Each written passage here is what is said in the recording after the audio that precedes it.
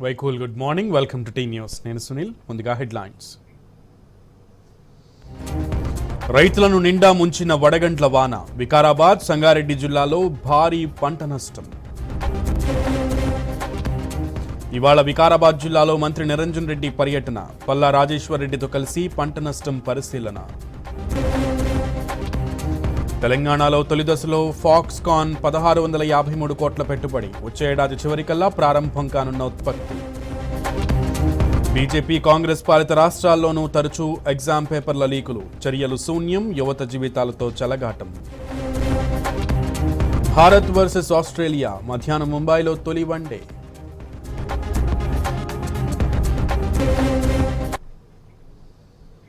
Coming to details. రాష్ట్ర వ్యాప్తంగా వర్షాలు దంచుకొడుతున్నాయి. ఉపరితల ద్రోణి ప్రభావంతో మరో 4 రోజుల పాటు వర్షాలు పడే అవకాశం ఉందని వాతావరణ శాఖ ప్రకటించింది. ఇవాళ తెలంగాణ రాష్ట్రంలో ఆరెంజ్ అలర్ట్ ప్రకటించిన వాతావరణ శాఖ రేపటి నుంచి 3 రోజుల పాటు ఎల్లో అలర్ట్ ప్రకటించింది. హైదరాబాద్ నగరంలోని పలు ప్రాంతాల్లో మోస్తరు నుంచి తేలికపాటి వర్షాలు పడ్డాయి. ఇక అటు జిల్లాల్లోనూ కూడా మోస్తరు వర్షాలు పడుతున్నాయి.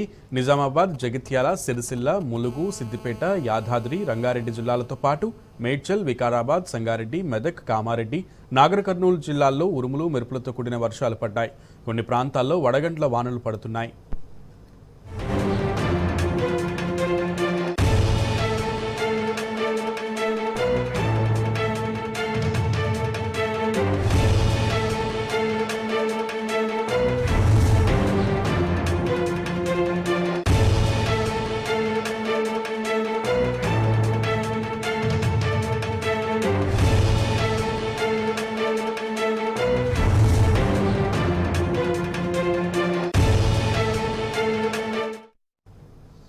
రాష్ట్ర వ్యాప్తంగా వర్షాలు దంచుకొడుతున్నాయి. ఉపరితల ద్రోణి ప్రభావంతో మరో 4 రోజుల పాటు వర్షాలు పడే అవకాశం ఉందని వాతావరణ శాఖ ప్రకటించింది. ఇవాళ తెలంగాణ రాష్ట్రంలో ఆరెంజ్ అలర్ట్ ప్రకటించిన వాతావరణ శాఖ రేపటి నుంచి 3 రోజుల పాటు ఎల్లో అలర్ట్ ప్రకటించింది. హైదరాబాద్ నగరంలోని పలు ప్రాంతాల్లో మోస్తరు నుంచి తేలికపాటి వర్షాలు పడ్డాయి. అటు జిల్లాల్లోనూ మోస్తరు వర్షాలు పడుతున్నాయి. నిజామాబాద్, జగిత్యాల, సిరిసిల్ల, ములుగు, సిద్దిపేట, యాదాద్రి, రంగారెడ్డి జిల్లాలతో పాటు మేడ్చల్, వికారాబాద్, సంగారెడ్డి, మెదక్, కామారెడ్డి, నాగర్ కర్నూలు జిల్లాల్లో ఉరుములు, మెరుపులతో కూడిన వర్షాలు పడ్డాయి. కొన్ని ప్రాంతాల్లో వడగండ్ల వానలు పడుతున్నాయి. దీనికి సంబంధించి మరింత సమాచారం మా ప్రతినిధి వంశీని అడిగి తెలుసుకుందాం. వంశీ, వాతావరణ శాఖ ఈరోజు ఆరెంజ్ అలర్ట్, అలాగే తర్వాత మిగిలిన 3 రోజులు కూడా ఎల్లో అలర్ట్ జారీ చేసినటువంటి పరిస్థితి కనపడింది. తాజా అప్డేట్స్ ఏంటి?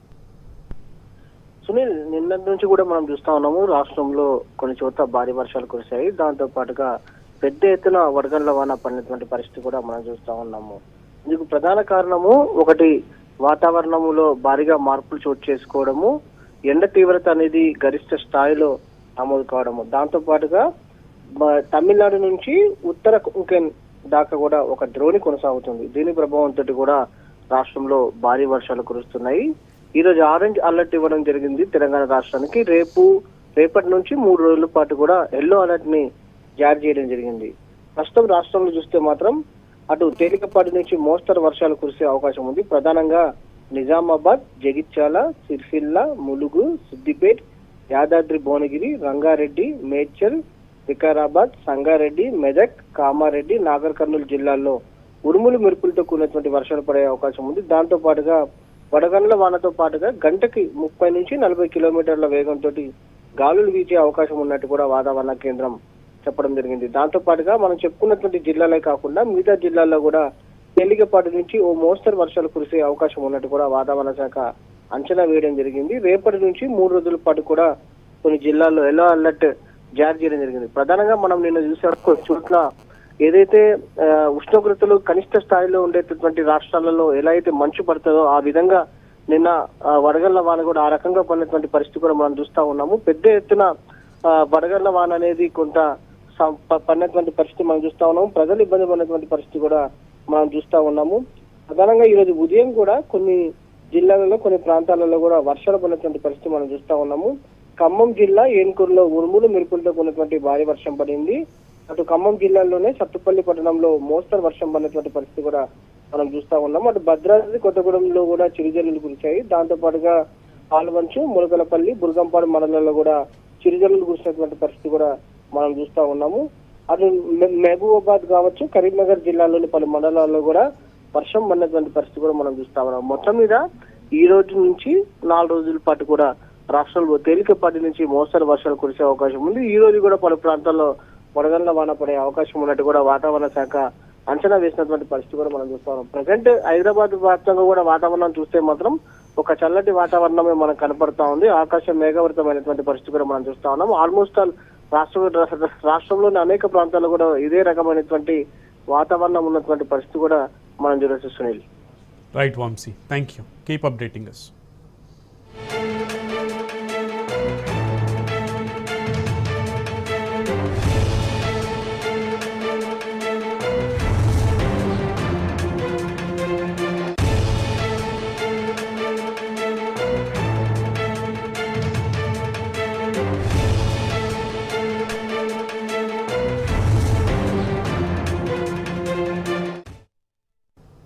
గత రాత్రి కురిసిన భారీ వర్షానికి సికింద్రాబాద్లో ఓ నిండు ప్రాణం బలైంది.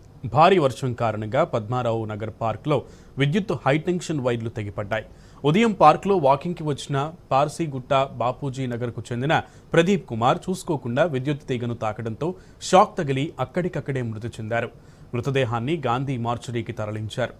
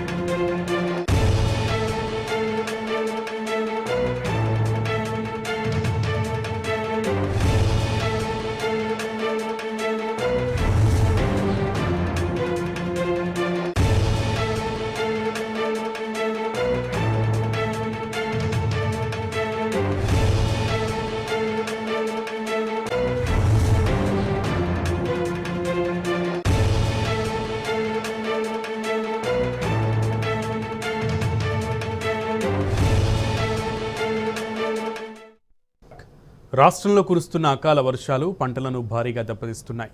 ఒకవైపు ఈదురుగాలులు, మరోవైపు రాళ్లబానతో రాష్ట్రంలోని పలు జిల్లాల్లో పంటలకు తీవ్ర నష్టం వాటిల్లింది. వరి, వేరుశనగ, మిర్చి పంటలకు భారీ నష్టం వాటిల్లింది. జోగులాంబ, గద్వాల జిల్లాలో మోస్తరు నుంచి భారీ వర్షాలు పడ్డాయి. అలంపూర్ నియోజకవర్గంలోని అలంపూర్ చౌరస్తా, మనపాడు, ఉండవెల్లి మండలాలు, గోకులపాడు, చెన్నపాడు, అమరవాయి, ఉండవెల్లి, జల్లాపూర్తో పాటు పలు గ్రామాల్లో వర్షాలు కురిశాయి. ఇక అర్ధరాత్రి ఏకదాటిగా కురిసిన వర్షానికి కల్లాల్లో ఆరబెట్టిన మిర్చి పంట తడిసి ముద్దయింది. అటు సంగారెడ్డి, వికారాబాద్ జిల్లాల్లో రాళ్లవాన అన్నదాతలకు తీరని నష్టం మిగిల్చింది. వికారాబాద్ జిల్లా మర్పల్లి, మోమీన్పేట మండలాల్లో వడగండ్ల వానకు పంటలకు నష్టం జరిగింది. 13 గ్రామాల్లో ఉద్యాన, వ్యవసాయ పంటలకు నష్టం వాటిల్లింది.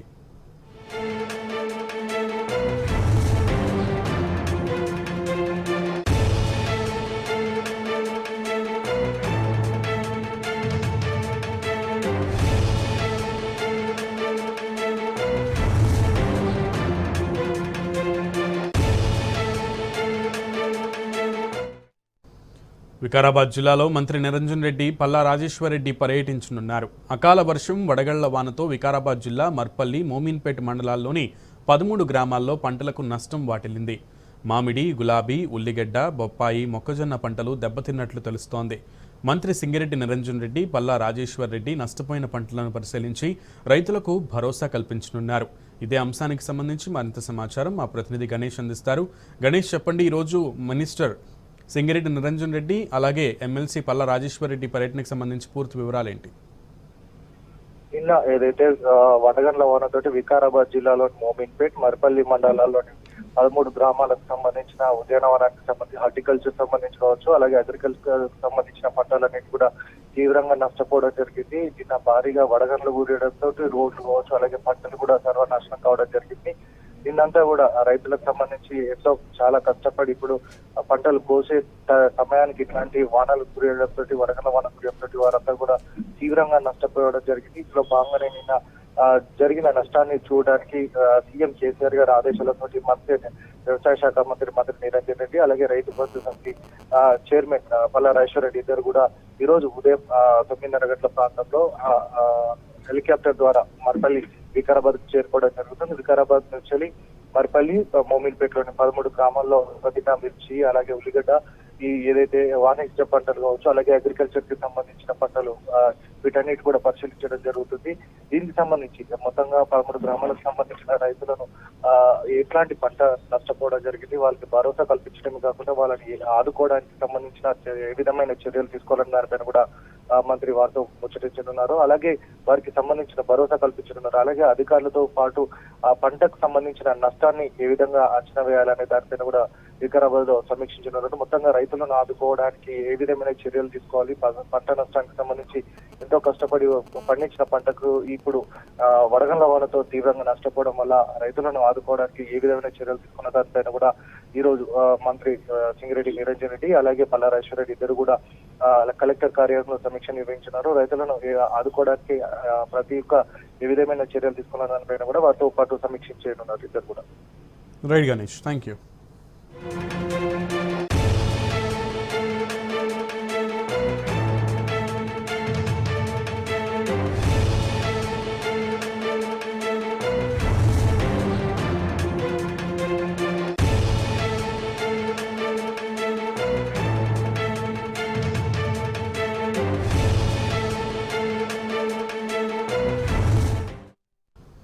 సికింద్రాబాద్లోని స్వప్నాలో కాంప్లెక్స్లో అగ్ని ప్రమాదం జరిగింది. ఈ ప్రమాదంలో 6 దుర్మరణం చెందారు. మృతులంతా 25 ఏండ్లలోపు వారే ఉన్నారు. గాంధీలో 5, ప్రైవేటులో 1 చికిత్స పొందుతూ మృతి చెందారు. ఊపిరి ఆడక చనిపోయినట్లు వైద్యులు నిర్ధారించారు. అటు మరో 7 అగ్నిమాపక సిబ్బంది రక్షించారు. ప్రమాదానికి షార్ట్ సర్క్యూటే కారణంగా తెలుస్తోంది.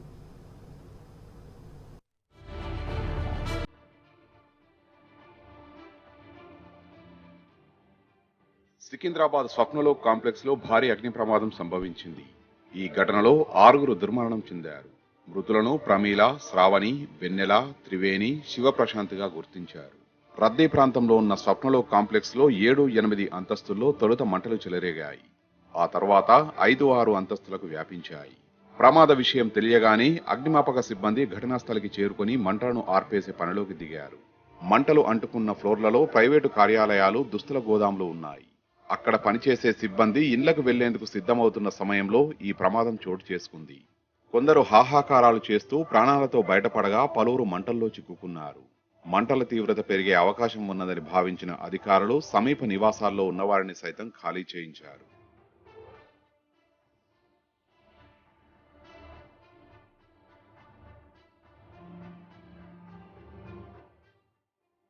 అగ్నిమాపక శాఖ సిబ్బంది భారీ క్రేన్ల సహాయంతో భవనంలో చిక్కుకున్న మొత్తం 13 మందిని బయటకు తీసుకొచ్చారు. మంటల దాటికి వచ్చిన పొగతో వీరిలో కొందరు స్పృహ కోల్పోగా రెస్క్యూ సిబ్బంది సిపిఆర్ చేశారు. అనంతరం హుటాహుటిన గాంధీ దవాఖానకు 5, అపోలో దవాఖానకు 1 తరలించారు. వీరు దవాఖానాల్లో చికిత్స పొందుతూ తుది శ్వాస విడిచారు. అయితే వీరంతా ఊపిరాడక చనిపోయినట్లు వైద్యులు పేర్కొన్నారు. 4 యశోద దవాఖానాలో చికిత్స పొందుతున్నారు. మరో 3 సురక్షితంగా ప్రమాదం నుంచి బయటపడ్డారు.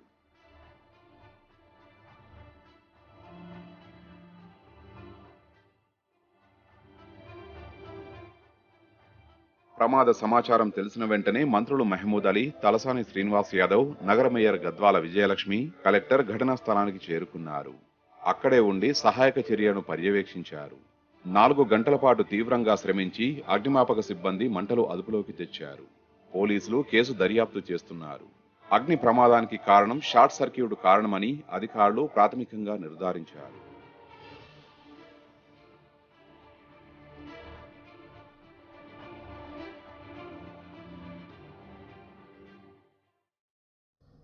పెట్టుబడులకు స్వర్గధామంగా మారిన తెలంగాణలో మరో అతిపెద్ద ఇన్వెస్ట్మెంట్కు లైన్ క్లియర్ అయింది. యాపిల్ ఫోన్ల తయారీ సంస్థ ఫాక్స్కాన్ తెలంగాణ కేంద్రంగా వైర్లెస్ ఇయర్ ఫోన్లను తయారు చేయనుంది. వచ్చే ఏడాది చివరికల్లా కొంగర కలాన్లో ప్లాంట్ నిర్మాణం పూర్తి చేయాలని లక్ష్యంగా పెట్టుకుంది.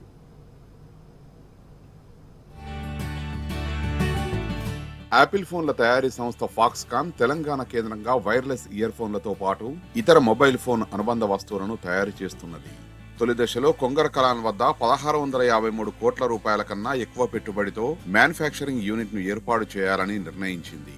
ఈ ఏడాది ద్వితీయార్థంలో ప్లాంట్ నిర్మాణ పనులు చేపట్టి వచ్చే ఏడాది చివరికల్లా ఉత్పత్తి ప్రారంభించాలని లక్ష్యంగా పెట్టుకున్నది.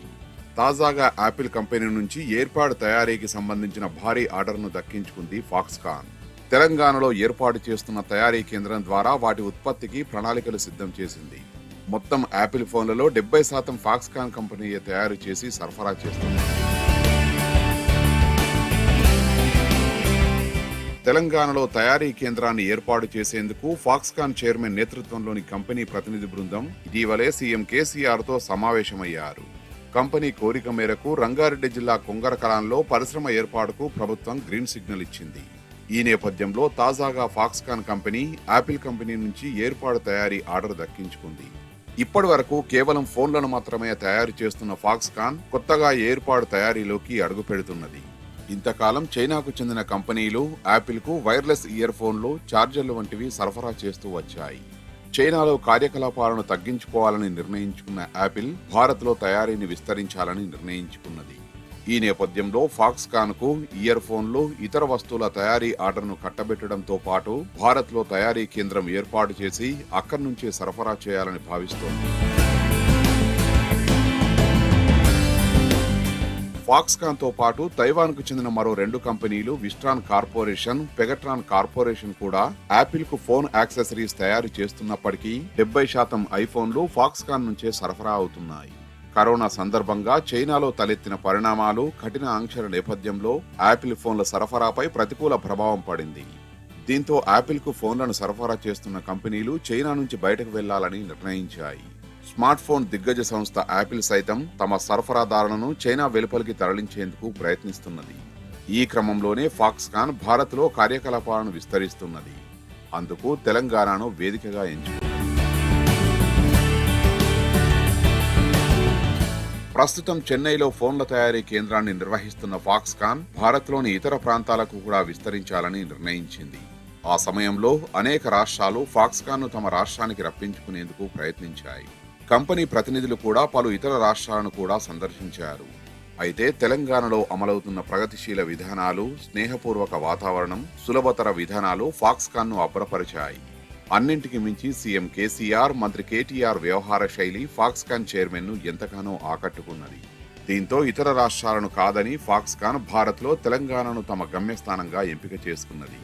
మరోవైపు యాపిల్ నుంచి ఇయర్ ఫోన్ల తయారీ ఆర్డర్ లభించడంతో పాటు భారత్లో కొత్త ప్లాంట్ ఏర్పాటు చేస్తున్నట్టు చేసిన ప్రకటన అనంతరం ఫాక్స్కాన్ షేర్లు అమాంతం పెరిగాయి.